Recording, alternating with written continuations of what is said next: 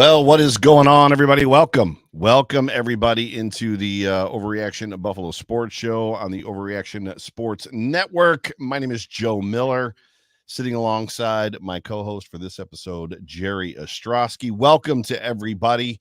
The Buffalo Bills have a couple draft picks. It's some new Buffalo Bills. But before we get into any of that, please do me a favor. Whatever platform you are consuming this on, please please subscribe. So if you're on YouTube, hit the thumbs up. If you're on Twitter or Facebook, hit the like button.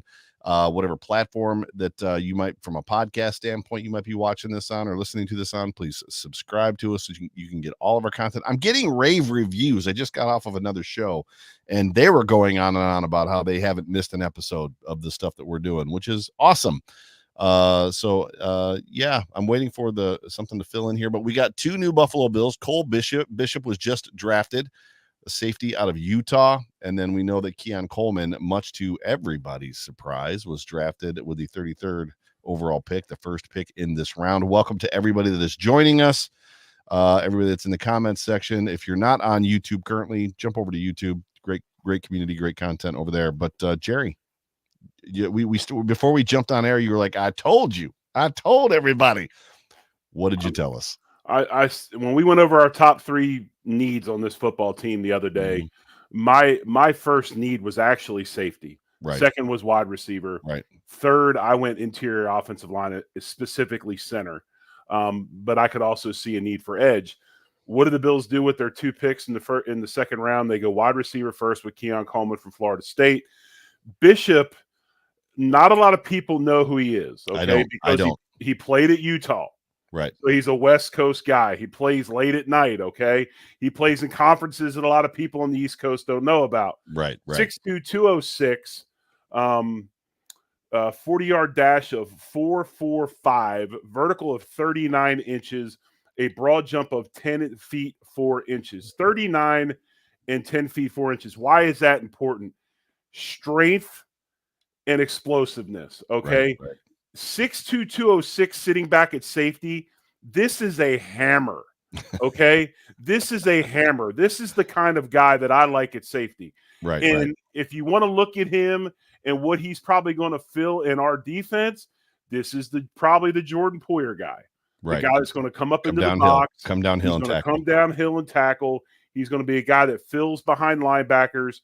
Looking at some of his write-ups, versatile defender. He can play all three levels of defense. He becomes more effective the closer to the line of scrimmage he gets. So think of this guy, think of this pick, Bishop, as a Jordan Poyer-esque player, okay? He's instinctual. Yeah. He displays good vision and all of that. He's a strong tackler. Negatives about him, he's a short strider. What that means is if you watch guys on film, okay, when you're evaluating players, you watch them on film, and they're running downfield. Right. Look at the hash marks, okay? Or look at the 5-yard increments. How many strides are they taking to get the 5? How many strides are they taking to get the 10? Right. He's taking a lot more than somebody else. Shows maybe he's not quite a pure runner, a pure speed guy, but he did run a 4.45. Similar to Chop. Chop has the same knock. Right. Okay. He's probably, they say he's maybe a little bit stiff in pass coverage, a little bit stiff in his change of direction. All that tells me is this is your run stopping hammer center that's going to come downhill and hit people. I like the pick. So going from two guys that are very much interchangeable in Hyde and Poyer, just like they do with the linebackers, they try to keep those guys interchangeable in the sense that Milano and even Edmonds, when he was here, they basically did the same thing. They just, one was on the right, one was on the left. You're saying there might be maybe a little bit of a switch in the sense of he's not as fluid in the hips, and maybe he's just strictly a strong safety, like that old school strong safety. Right. I would say he's probably more old school strong safety, but playing in the Pac-10, he did have to play against the pass a lot. So I'm sure that with the Bills evaluating him and seeing him as a second-round pick, and a lot of people did, this is not a reach, okay? This is not a reach pick because of a need that the Bills have on their roster. Right. This is a guy that can get it done. Statistics in 2023, 11 games, 60 total tackles, 6.5 for loss, 3 sacks, had 2 INTs. Yep. I mean, the list goes on and on and on. Second-team All-American. 29 total starts. He was a 2023 Jim Thorpe Award semifinalist. Jim Thorpe Award, best DB in the country. That is based here in Oklahoma City, in Oklahoma. I think the Bills should be very, very happy. Bills Mafia should be very, very happy that this guy's on our football team. It seems like he is the next best thing to Cooper DeJean, or Cooper DeJean, rather. This is what Chris Trapasso from, excuse me, and I apologize, everybody. I'm still struggling with a little bit of a cold. So it's just in my throat. I feel great. It's just battling in my throat. Don't worry, Joe. I'm fired up right now. You are fired up. I can talk all day, baby. So Chris Trapasso from ESPN says, large, intimidating safety with magnificent movement skill. The QB of the defense aligns everywhere, which the QB of the defense is important because there's been question about who's going to like keep that defensive backfield in check. You know, when the play call is made from Tyler Bernard, who then is, in the defensive backfield is going to line everybody up. Can wear many hats. Excelled as a slot defender versus tight ends. I'll say this: we all love Taron Johnson. Taron Johnson just got extended. Taron Johnson is our nickel corner who stays on the field, covers a lot of tight ends. Sometimes he struggles with the bigger guys. It'll be interesting to see how they play that. Maybe they rotate them off. I don't know. That's just a speculation. They may not. And runs the alley on the outside. He runs well. He runs as well as any safety in the class. Ball skills and tackling must improve. That's a little concerning. Need filled. Chris Trapasso. He gave that an A-. Now, I would say that he is not going to be the highly debated, what's the word? Just he's not the one that everybody's gonna be like, what in the world are we doing here? Like, as much as he's unknown, there's a lot to be said for everything that you gave, what Chris Trapasso has said, gave him an A-. I think it's more about, you got to wonder, and we're going to talk about Keon Coleman a lot, and then you and John, just so everybody knows, are going to follow up with another show after this one at the end of the draft, or after the Bills pick it again in the third, just to kind of wrap up the third round and maybe talk a little bit more about the second. Yeah, you guys are going to come back in and wrap up again. I feel like what's been ringing in my head since the Bills took Keon Coleman is the old saying, and I don't remember if it was Muhammad Ali or who said it, but the idea that like everybody's got a plan in a fight until you get punched in the face. Right. And I feel like the Buffalo Bills got punched in the face yesterday. I feel like there was a plan to go up and get Brian Thomas Jr. And that was the plan. And everybody was in on the plan that, like, last year, Josh Allen had Dalton Kincaid, no matter what, and gave it to Brandon Beane. And I feel like tomorrow or yesterday, he had a Post-it note and he gave it to Brandon Beane, Brian Thomas Jr., no matter what. And when they couldn't get that deal done, because everybody's like, I want your second. And they probably said, what about our third next year? They're like, no, I want your second. And he was adamant in that press conference last night. So two things, just because it was on Twitter quite a bit. There was the first sound bite that Brandon Beane did not make a single call to move up in this draft for a wide receiver. That was not true. He didn't make a single call for the first top 10 or into the top 10 for the top 3 wide receivers. He very much said he was working the phones to get up to get a guy that they wanted, but the asking price was too high and they couldn't do it. They just couldn't. And you have to assume he was inferring that they were wanting a second, and he was like, no, and he doesn't have a third at that point to give. And then Brian Thomas Jr. goes. And I feel like at that point in time, the scramble drill is kind of on. Then it's like, well, we're going to move to 32. We want a wide receiver who, somebody wants to take the 32, so we'll move back to 33. And I just feel like and now what could have been a dream world scenario, which the odd thing to me, Jerry, is we've done so much draft coverage this week. I am more prepared for this draft than I've ever been in my entire life because of the people that we've talked to, the people that we've had on. Like, none of the names that we're hearing are the names that we've discussed. So, like, the idea, I even tweeted it today, like the idea of Cooper DeJean, Troy Franklin, and Zach Frazier, like, bang, third, fourth round, get it done. And like, we're getting those like positions, but the players are. But does anybody understand? Has anybody figured this out yet?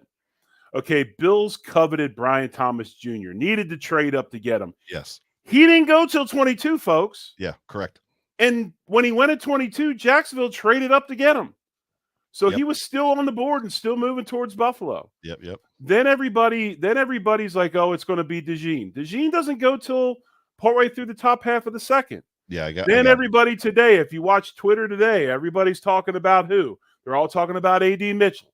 It's going to be A.D. Mitchell. It's going to be A.D. Mitchell. That's what I thought it was going to be. That's what I thought. A.D. Mitchell doesn't go till halfway through the second round, if not the latter part of the second round. Which, by the way, credit where credit is due. You called in our text messages. I don't know if you said it on a show. You may have, that Cooper DeJean was going to be a Philadelphia Eagle. Yeah, I did. We thought first round. Yes, but you said Philadelphia Eagle. I thought Cooper DeJean would have went yesterday, but the way the draft went with all the offensive players, it pushed the kid from Alabama down there, or not Alabama, the kid from Toledo down there. Right. So then they were able to get DeJean in second. But the point I'm trying to make is all these guys that we're crying about, all these guys that we had to have, the draft is validating what Bean has done. The draft is validating his decision making. Agreed. He gets Coleman in the second. We don't have a receiver on our roster like Coleman. The best thing we have on our roster like Coleman, the closest thing would be Dalton Kincaid. And he's a tight end. That is correct. Now have a true 50-50 jump ball guy. One of the things that Bean said in his press conference that I thought was really, really interesting, was he said, Josh has the ability to extend plays. Yes. And when he does that, a lot of times he throws up these 50-50 balls, these balls that are jump ball situations, right? And now we didn't have a receiver to capitalize on that. Now we do. And I'm going to say one other thing, Joe. I know you got something you want to say before we get into this pick at safety and maybe what the Bills might do in the third, at the end of the third. The other thing is this about Coleman, and he played Division I college basketball for Tom Izzo at Michigan State. And he didn't play for a slouch college either. If you don't think this kid is athletic, you're out of your damn mind. Basketball players are the greatest athletes in the world, period. End of discussion. And I played football. And hockey players. Hockey players are pretty athletic. Basketball players are the greatest athletes in the world. End of discussion. Gotcha. So to me, anyway, if you look at this, I think that it was to me anyway. I don't want to say dream scenario, because a dream scenario would be a Nduze or somebody like that falling to 28, no trade. Right. I'd be wearing your T-shirt, Wildest Dreams, right? Wildest Dreams land. Right. But when you look at what the Bills have done in acquiring picks and getting two hammers at two high need positions on day 2 of the draft, right? To me, that's a grand slam. That's hitting it out of the park. I agree. I don't think there will be any contention necessarily around Cole Bishop. What's interesting to me is just the Keon Coleman pick. And, as sources go, the source that I have is pretty reliable. And I was overly vocal on the source as it pertained to Cooper DeJean. And I would say that what I felt about that, or what I was told about that, is probably still true. I don't think it's a situation that was incorrect. What I was told about Keon Coleman, though, was very much it was a no-go unless everybody else was kind of gone. He's the last guy that has the skill set that they want, blah, blah, blah, blah, blah. So it's interesting. And I want to read some just blurbs, right? So Brandon Beane's comments, because Coleman is the teeter that's going to totter. And the reason the teeter is going to totter is because the Bills traded out of Xavier Worthy for Keon Coleman, effectively, right? I mean, I know it's one pick difference because they moved from 32 to 33, but if Xavier Worthy becomes a prolific NFL wide receiver, and Keon Coleman is, as some people are labeling him, the next Kelvin Benjamin, it's going to be a problem. It's going to be a stain for Brandon Beane. Now, not all the comments I'm about to read you are bad, so I'm not being negative, so don't get the wrong idea. Brandon Beane's comments: he's big, physical, he's got size, plays above the rim. Your basketball comments. He has some rack ability too. Now, remember that line, rack ability too. Really good release for bigger guys. We thought his release was as good as any. I watched his film. I would say I potentially agree with that. He understands defenses, which was something that I read about him that I think he does as well, which is big for the Bills. Brandon Beane also said he has a lot of bravado in him, or to him, and he's got a lot of personality. He'll probably have 150 catches, 2,000 yards. Laughed. We'll bring him along. He'll have to learn the offense. He'll help us a lot. He's a big body, which goes back to what we talked about before, which was the Bills bringing guys along slowly. It's kind of what Brandon Beane is saying there. He's probably not going to jump on the field right away. NFL scouts. Now, this is what the NFL scouts have said about Keon Coleman. Great body control, unbelievable hands, great understanding of defenses, loves the game of football. All that stuff is positive. The Buffalo Bills love guys like that. Big guy. Doesn't have any quickness. explosiveness or speed. Doesn't separate well. He's a 1 year or a 1 gear guy. They try to throw those slip screens to him, and he doesn't have much run after the catch. There's your rack. Just a number 3 type of guy. That's a different scout than the first one. The third Now say what the other guy's getting ready to say. Go ahead, say on it. Labor I Day read night. all this. On Labor Day night, Keon Coleman might have been the best player on the field against LSU. I watched those highlights, just so everybody knows. Now read the next one. Hang on, he had 3 touchdowns that night and looked uncoverable. And then the last one is, I'm not going to say he's going to be Anquan Bolden, but it'll be a similar experience. That's exciting information. But when you watch him on the field on his tape, he does look a little slow. Doesn't mean he is slow, but he looks a little trudgy, right? Like he's not a quick, fast, quick twitch guy. He's not. Now, I know that when he gets to top speed, he had the YO actually came in on one of my tweets and said that, because she said he comes to Eric Moulds. And I was like, Eric Moulds had wheels. And Eric Moulds was thick. He was a thick body. Whereas Keon is big, but he's not quite as dense as Eric was. But he had the fastest top speed time at either the combine or one of the events that they had done as like coming into the draft. But it's about how long it takes you to get there. Now, Chris Trapasso, also still from ESPN, his comments on, and Chris is actually, I believe, from Buffalo. He gave this pick a C-. He said he's an X receiver for a wide receiver needy team, plays faster than his combine speed, but doesn't separate consistently and isn't as good of a contested catch wideout at his size and highlight reel the highlight reel would indicate. Bruce Nolan also said that his contested catch rate, 50-50 balls, is about 30%. And then Chris Sims, I'll give you a positive on the last one from Pro Football Talk, Phil Sims' son. The Buffalo Bills just got one of the most freaky specimens in the NFL draft. Keon Coleman has incredible route running ability, which I agree with. He is dangerous with the ball in his hands, and he has a chance to be the best 50-50 ball wide receiver in the NFL with his size and jumping ability. All of that to say this: as much as everybody was divided on this kid coming into the draft, post-selection, yeah, they still are still incredible. But what I'm gonna say is this: if you look at his drop rate, okay, he had 5 drops in his college career, one of the lowest drop rates in the country. You go ahead, and here's another big factor that I don't think many people are going to discuss. Brandon Beane discussed it in his press conference. If you listened, it was a little bit of a sliver of information. He is 20 years old. Yeah, he's young. Okay, he's young. So he's going to develop more and more. He will get better at a lot of stuff in the weight room. Mm-hmm. He's got strong hands. He is a strong catcher of the football. He will high point the football. He will learn more as we go. We've got a flip scenario now. Mm-hmm. We don't got 20-whatever-year-old Josh Allen coming in with an established Stephon Diggs teaching him. Now you've got established Josh Allen getting ready to teach Keon Coleman. I think Keon Coleman is the type of receiver that the Bills need at this present moment, okay? Because we've got a bunch of small guys that can run routes and all of that. We needed somebody that can do that, be strong in that jump ball scenario. Yeah, I think the good question is if the Bills are going to bring him along slowly, and there's an aspect of a lot of people feel like he works well in the slot, which a lot of his film says that as well. That means the Bills have 7 slot receivers, and they have no true boundary guy, right? They needed a boundary guy. Khalil Shakir is not a boundary guy. Dalton Kincaid. Well, that's the reason they reached for Shorter last year. I mean, correct. They're trying to make him into a boundary guy. And we don't know what he's going to be yet, right? We haven't seen him on the football field really at all. So I guess that's the question that I would pose to you.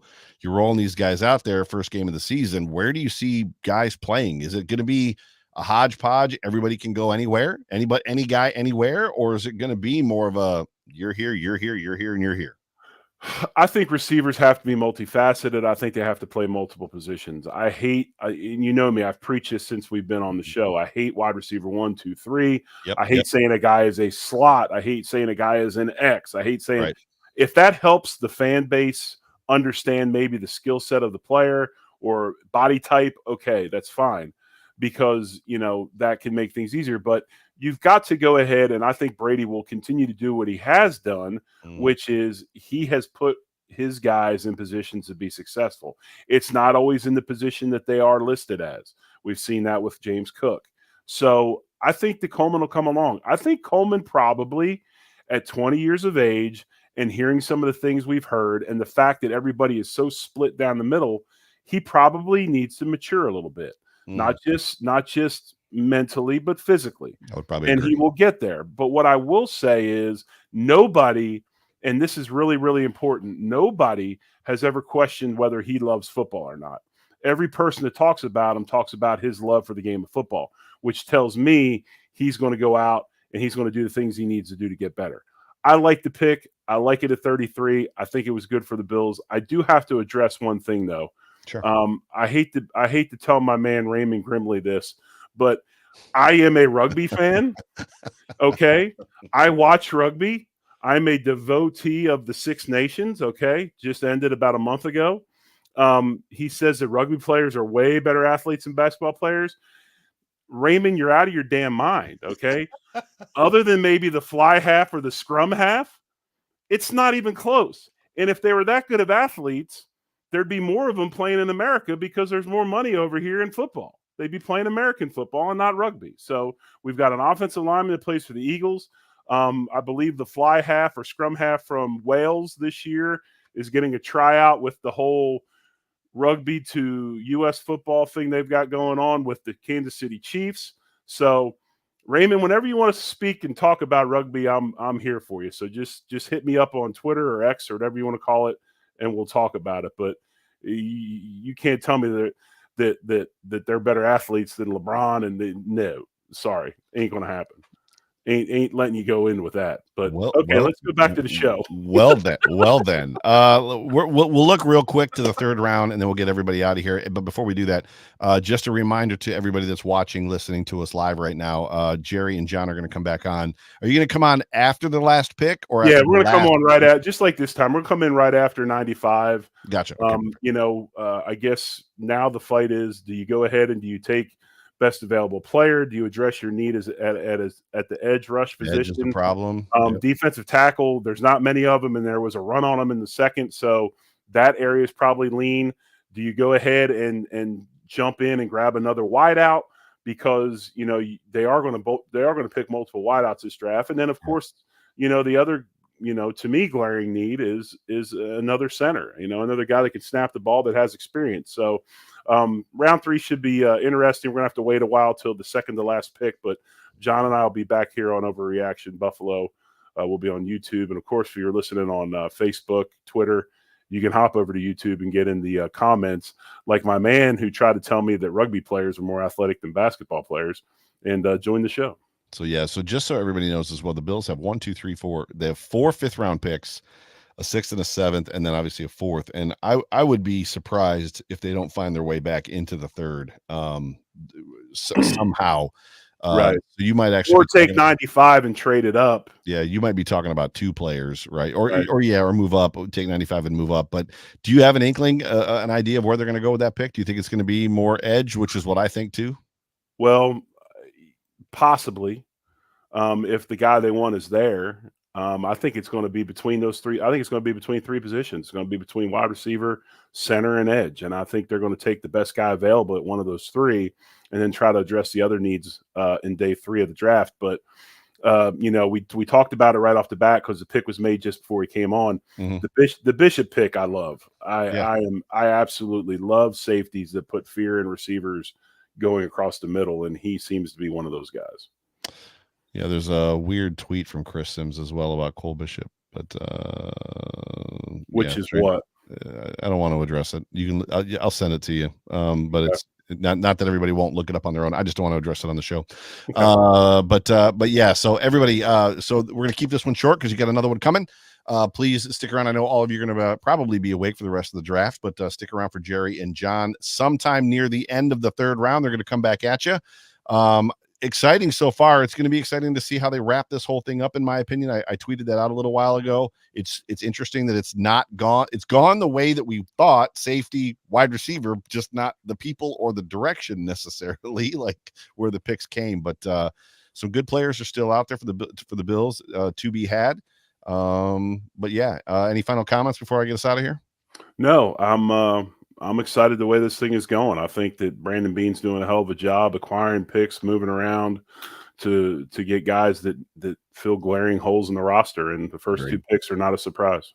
Do me a favor, everybody. If you're on YouTube watching us live right now, please hit that thumbs up button before we get out of here. But for John, for John, Jerry, and myself, everybody will talk to you guys very, very soon. Go Bills. Go Bills.